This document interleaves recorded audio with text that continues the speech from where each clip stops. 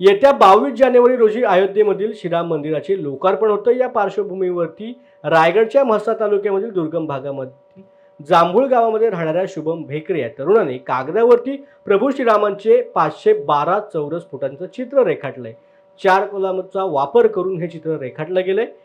त्याला 500 तास इतका कालावधी हे करण्यासाठी लागलेला आहे. त्यासाठी 540 कोरे कागद देखील त्याने वापरलेत. कुठल्याही कौटुंबिक पार्श्वभूमी नसलेल्या गरीब कुटुंबामधील शुभमने चित्रकलेचे कुठलेही शिक्षण घेतलेले नाही. असे असताना देखील त्याने रेखाटलेल्या चित्राचं परिसरात कौतुक होत आहे. नमस्कार, माझं नाव शुभम प्रभाकर भेकरे. मी म्हसळा तालुक्यातील जांभूल या खेडेगावात राहतो आणि तुम्हाला तर सर्वांना माहीतच आहे, आपल्या 22 तारखेला श्रीरामांचं भव्य दिव्य मंदिराचं उद्घाटन आहे.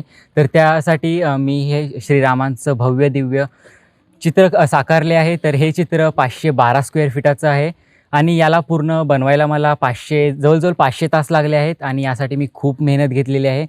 मी एक रामभक्त असल्यामुळे या भक्तिपोटी हे सर्व केलेलं आहे.